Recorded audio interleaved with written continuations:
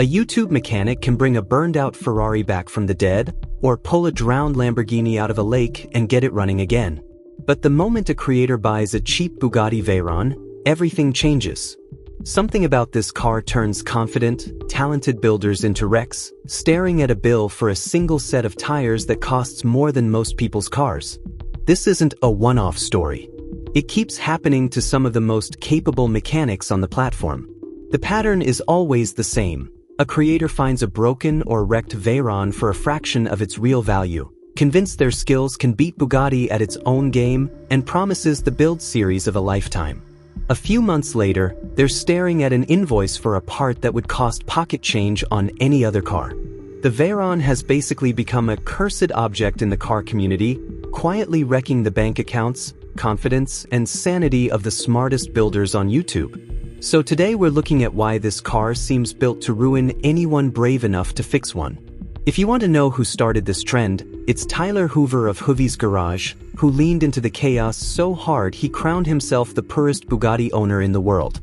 What makes his story wild is that he knew exactly what he was getting into, and the car still got him. Tyler leased a 2008 Veyron for roughly $14,000 a month over 3 years.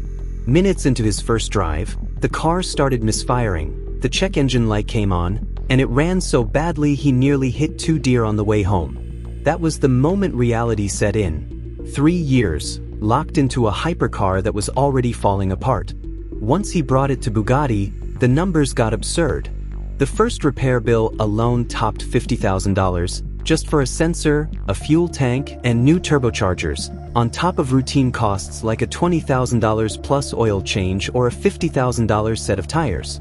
The car had also been through a botched transmission swap after a shop misdiagnosed a shifting problem. The original transmission went back in, and the real issue turned out to be a $6,000 electronic shifter module.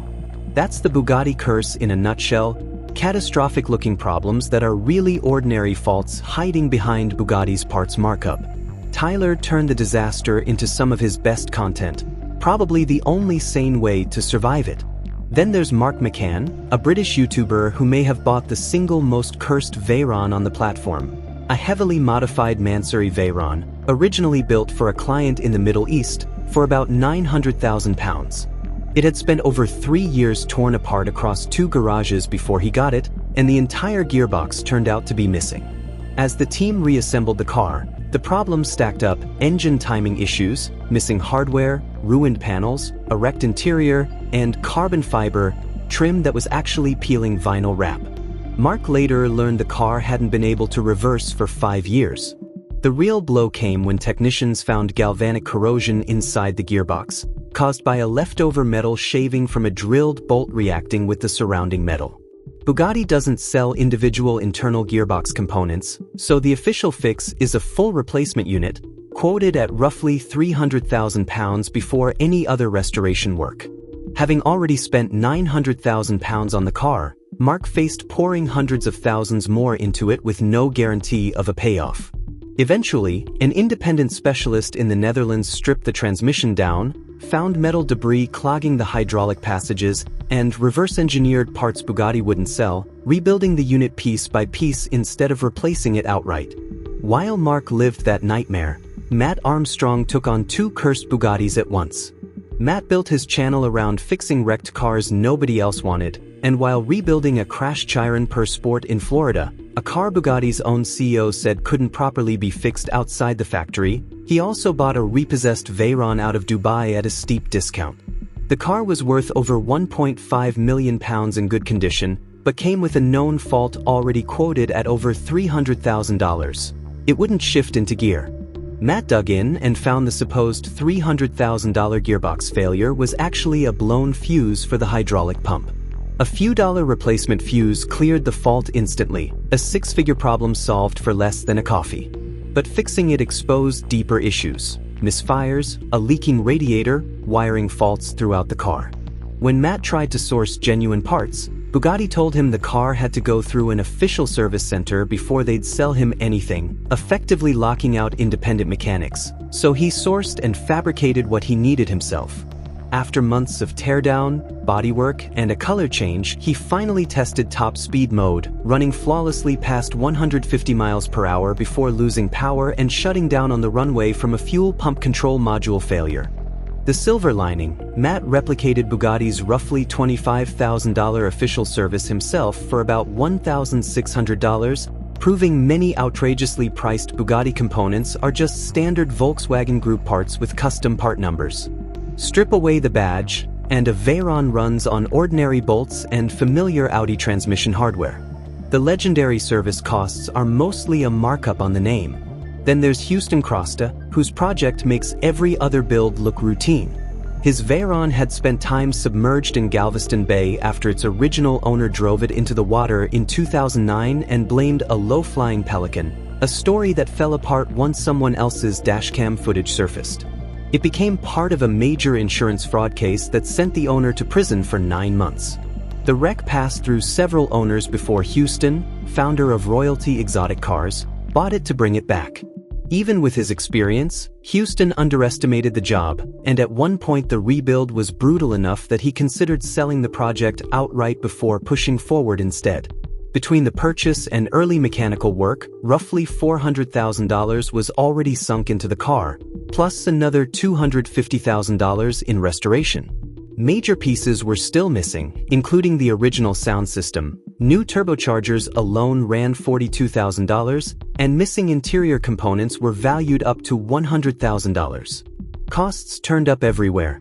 A water pump around $17,000, gaskets nearly impossible to source, an AC compressor buried so deep that major sections of the car had to come apart to reach it.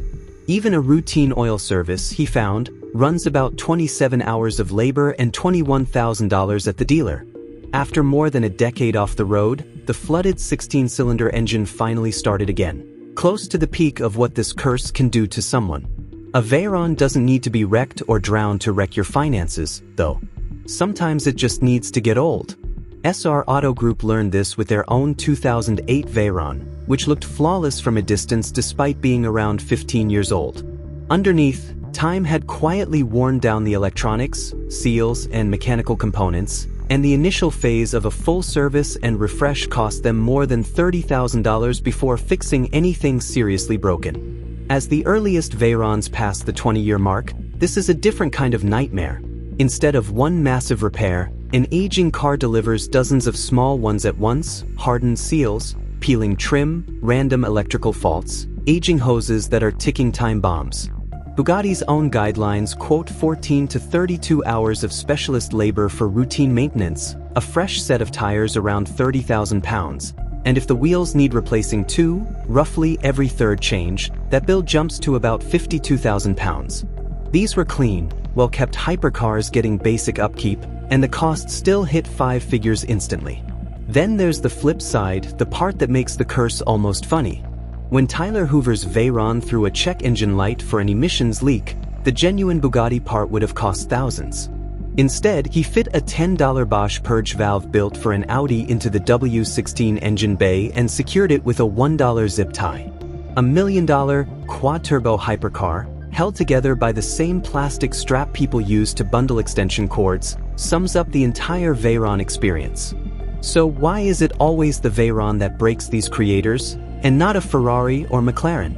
The car is mechanically enormous, 10 radiators, 4 turbochargers, a dual-clutch transmission built for absurd torque, so fixing almost anything means taking half the car apart. Bugatti also makes independent repair nearly impossible by refusing to sell individual internal components, pushing owners towards 6-figure replacement units. And there's the price gap. A clean Veyron sells for well over $1 million, while a broken one goes for a fraction of that, an opportunity too good for a YouTuber to pass up.